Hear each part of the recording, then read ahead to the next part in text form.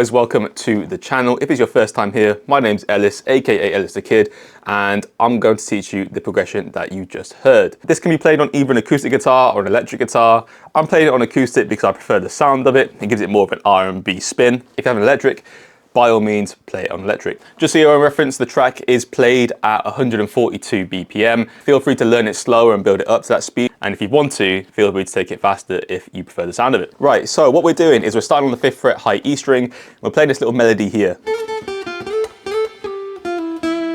And we're turning that into a chord melody. So we're adding chords, stacking notes on top. We're starting on the 5th fret, sliding up to the 6th, back to the 5. That's all we're doing there. Then we are playing the 8th fret on the B string to the 6th fret. And this takes us to the first chord in the melody. So once we've done that, 6th fret on the B string, we are then playing a F major 7. This is the voicing for an F major 7. So to play the F major 7, our first finger is on the 8th fret of the A string, our ring finger is on the 10th fret of the D string, our middle finger is on the 9th fret of the G string, and then our pinky finger is on the 10th fret of the B string. We're not playing it all the way through, we're kind of smoothly strumming it down to the B string. We're not playing the high E string. Because the melody note in this progression is on the 10th fret of the B string, and we want to retain that. And that note is the highest note in this voicing for a major 7 chord. So we want to retain that. Once we've played the F major 7, we then play a hammer-on from the 8th fret of the B string to the 10th fret. So that's what we have so far. Then we are playing this melody note here. So this is now the melody note, and that is on the 8th fret of the B string. But we're turning that into a chord, all right? So the chord we're actually playing here is an E diminished 7 chord. The voicing's on screen now. Our middle finger is on the 7th fret of the A string. Our ring finger is on the 8th fret of the D string. Our first finger is on the 6th fret of the G string. And then finally, our pinky finger is on the 8th fret of the B string. We're not just simply strumming this chord, we are arpeggiating it from the A string down to the B string. Next, we're playing a D minor 7. The voicing is on screen for a D minor 7 now. And we are not arpeggiating this chord, we're smoothly strumming it down to the B string. Now, the thing to note with this is we're actually adding an embellishment. We're hammering on to the voicing, the final note that makes up the D minor 7 voicing. So we're playing it without our middle finger fretted on the 6th fret of the B string, which means we're creating a bar using our first finger from the 5th string or A string down all the way to the high E string. All right. So what we're actually playing is that without the middle finger on the B string 6th fret, and then we're hammering on to the 6th fret, which finishes that voicing.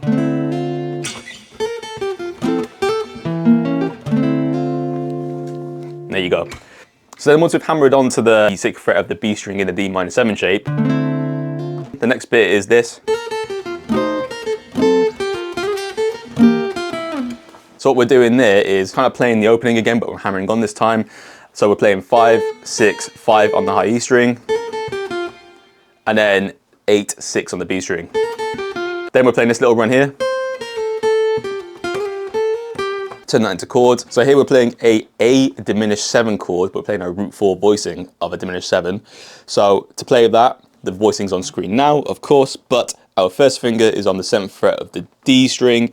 Our ring finger is on the 8th fret of the G string.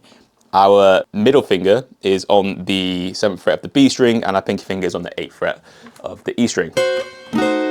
Okay, transition from this chord to this chord, we then play the 6th fret and 5th fret of the high E string.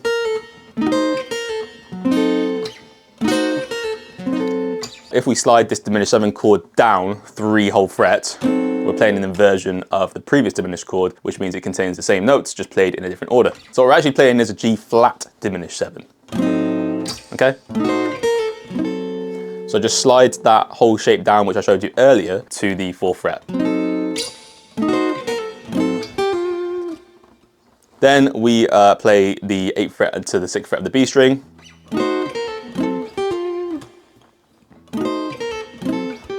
Then we do this detail that I always do, this embellishment here, where we hammer and slide, pull off. So what we're doing is this. So let's play that on the B string. We are hammering on from the 6th fret to the 8th fret, sliding up to the 9th, back to the 8th. Really quick motion there. If we do it slowly, sounds terrible.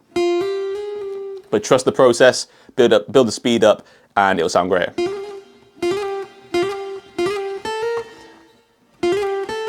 And then we finish that off by playing the high E string on the 5th fret to 6th fret. Okay, so. And then that chord there, we're going back to the E diminished 7 chord there.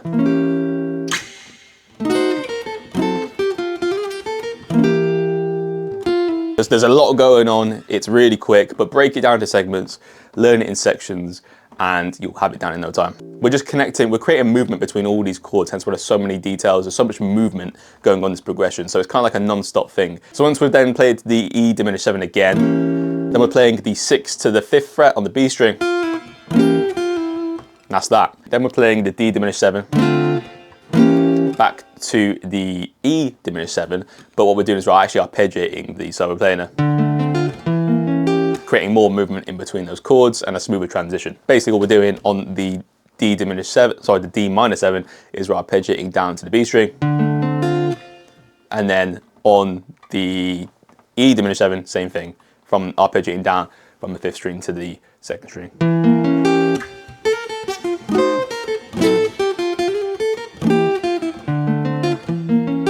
And that's how that bit should sound. Once we've done that, we play a little run, which connects us to the next chord, and it should sound like this.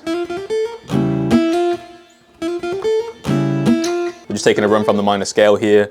So we are playing on the B string, 5, 6, but we're hammering on from the 5th to the 6th fret. It's very quick. Then we slide it up, and we're then hammering on from the 6th fret to the 8th fret. But we pluck the 6th string. So this is what it should sound like. Then the last bit is just 5, 6 on the high string. Once that little run, we are then playing a D flat diminished 7.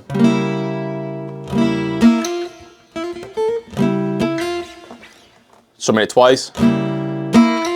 Then on the second time, we slide from the B string, 5th fret, to the 6th.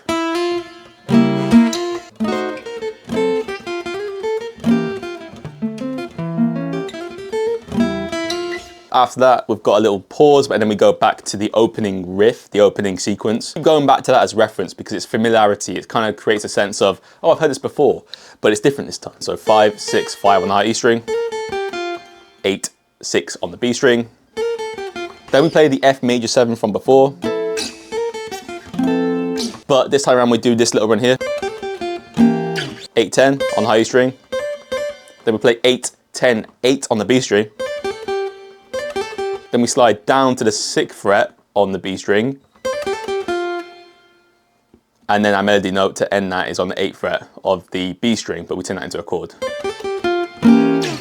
Which, you should be familiar with it at this point, we are playing the E diminished 7 chord. So that what that is this in full. Now we're coming up to the end bit of the first run of this progression before it repeats and we change things up slightly. Now this section is this. So what we're doing here is we're playing octaves. So to create this octave sound, we're playing the octaves on the B string and the D string. On the B string, we're playing 6 to 8. On the D string, we're playing 3 to 5. Play them together and mute the string in between. The next bit is to play 5, 6 on the E string. And then we're playing another root 4 diminished 7 voicing, starting on the 4th fret there, which is a G flat diminished 7 again. Then to finish this little bit off, we're playing an A7 chord, A dominant 7. Okay, and the reason we play the A7 there is because it's the secondary dominant to the landing chord here, which is the D minor 7. So to play that, I'm barring from the 4th string down, the D string down on the 2nd fret, and I'm using my ring finger to play the 3rd fret of the high E string.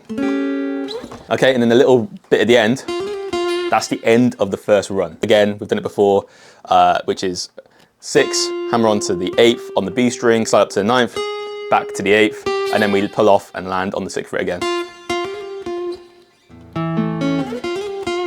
That's it, that's the first bit. So all together.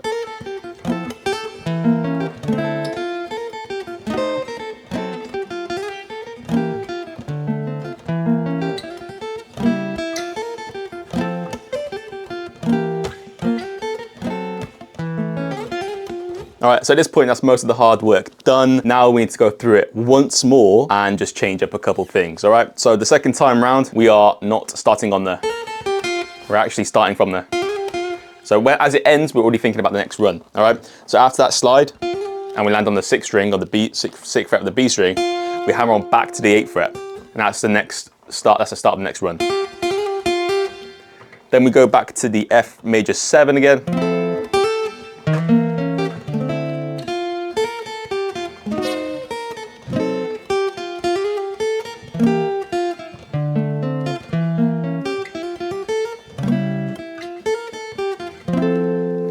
This is where it changes. Instead of going, we then play. What that is, high E string, 8, 10, 8. Then on the B string, 10, 8, 6. And then we finish that off with the E diminished 7 again.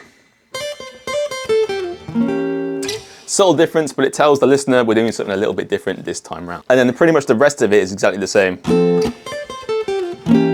Octaves, diminished 7, and then we're back to the end where we play the A7. And then we finish it off with that, which is the slide that ends the first run.